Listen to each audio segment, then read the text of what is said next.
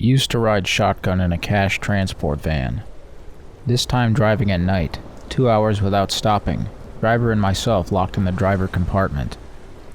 Cash locked in the back, often reaching the limit of 50 million. Compartment in between. Door can only be opened if the other door is locked. Absolutely no way anyone could be in the van with us. Driver starts to tell creepypasta. Okay, Annan. Tells me he went to visit a couple in hospital years ago because they had a newborn baby. He looks into the baby's cot, sees an old woman looking up at him. Old woman is wearing old-fashioned clothes and looks angry. Driver describes old woman and what she is wearing.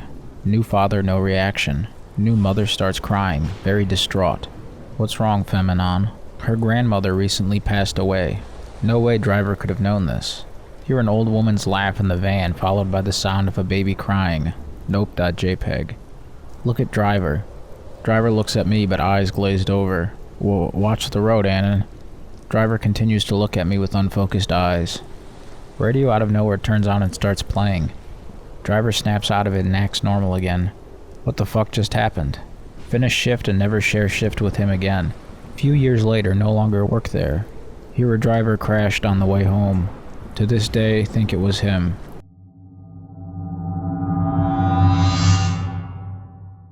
B-17. A few buddies and I drive up to MPLS to hang out with some people.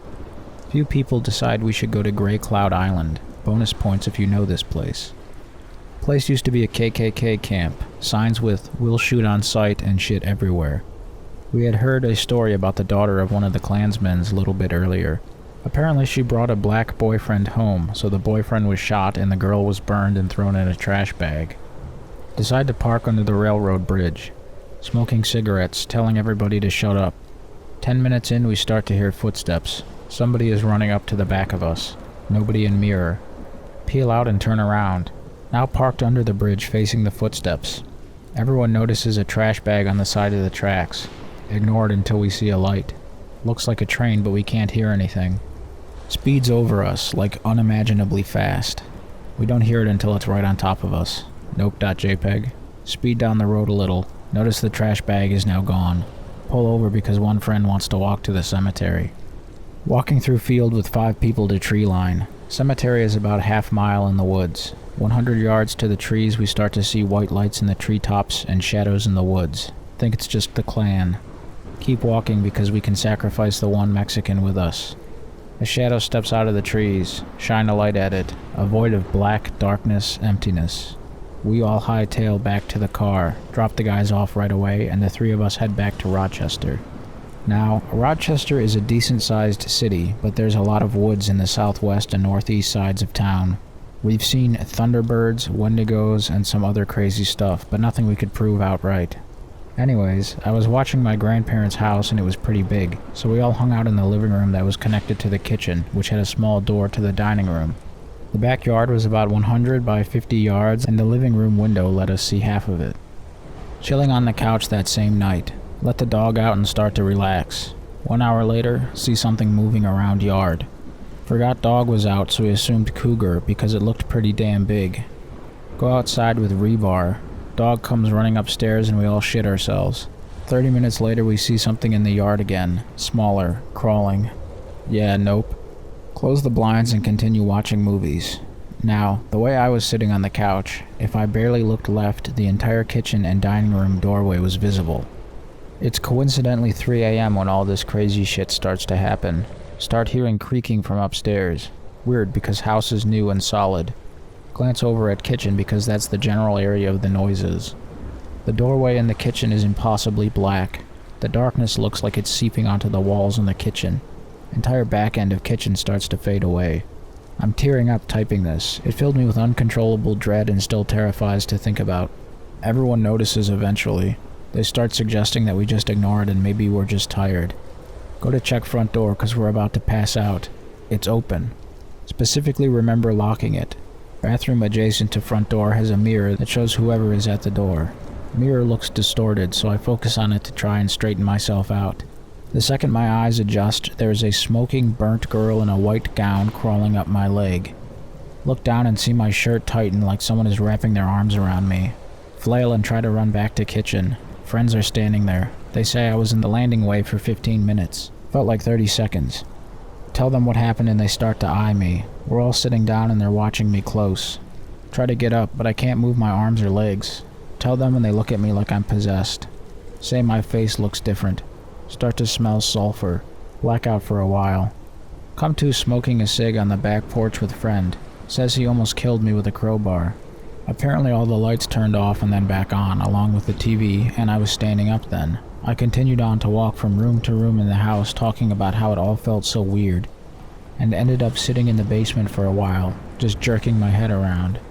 They got scared and were holding anything solid they could find. Heard rhythmic tapping in my stove, kitchen, and trunk of my car for almost a year after that.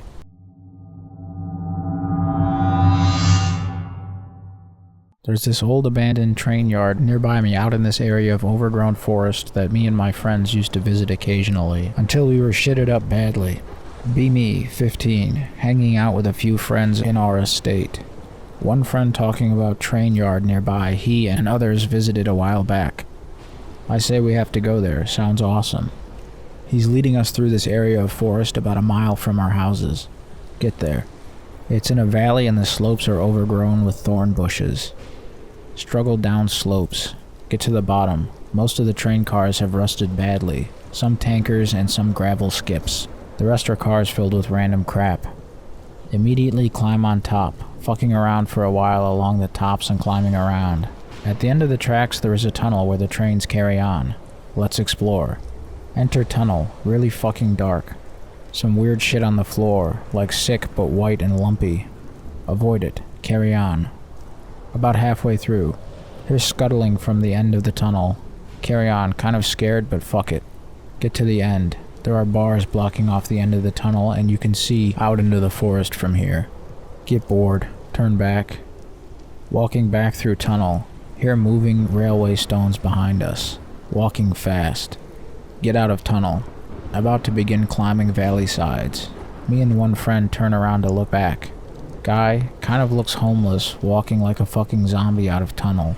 He is looking at us, but his face is gaunt and vacant, no expression, and he is really pale. Me and him are like, what the fuck? Start running up valley sides. Others are like, what the fuck are you doing? We look back, he's not there. Nope.jpg. We get the fuck out of there as fast as possible.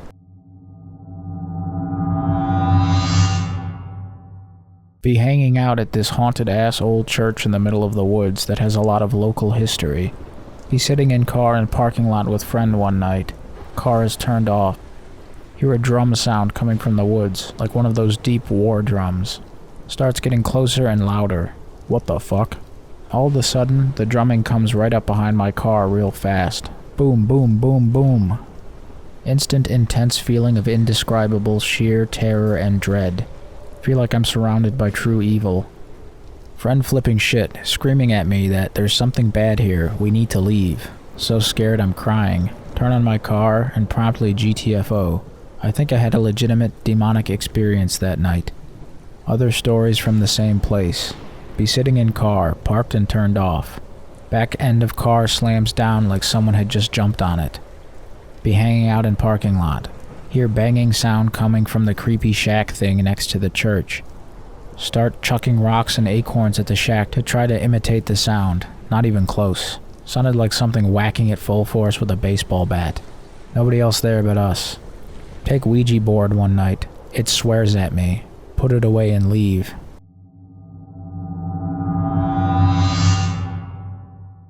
Having a dream one night. I'm in my childhood neighborhood with friends. Everything is normal. Suddenly black silhouette figures with their arms outstretched begin appearing. Always in my peripheral vision. They appear and just stand there. More and more of them appear. Surround me. Nope. Try to wake up. Can't. They close in and their blank heads are staring. Vision starts to deteriorate. Wake up sweaty and out of breath. Fairly worked up. Mind you, I am still in middle school. Talk to my dad about it.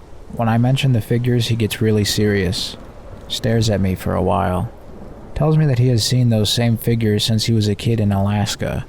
Says that he is sorry the curse was passed to me. Dad acted strange for the rest of the day. He refuses to talk about it anymore.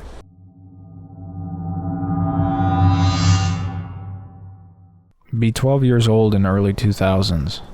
Be camping with my family in Adirondacks, New York. Me and older sister, 14, go hiking up this really steep mountain in the woods for a long time. Get to a clearing at the top. Hear, "Hey kids, up here." See a very pale, thin, bald man in a tight-fitting dark suit sitting way up in a spruce tree, much higher than anyone could get as no branches down low.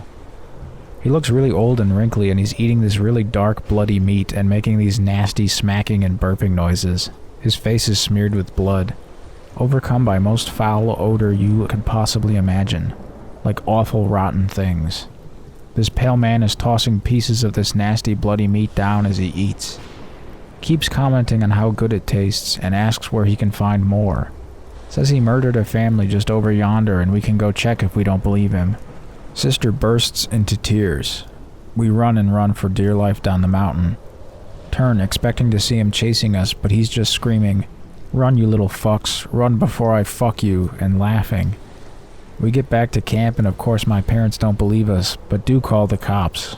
One fucking ancient park ranger comes out and drives up the mountain to check it out. Comes back a while later saying all he found was a gutted deer, probably hunters.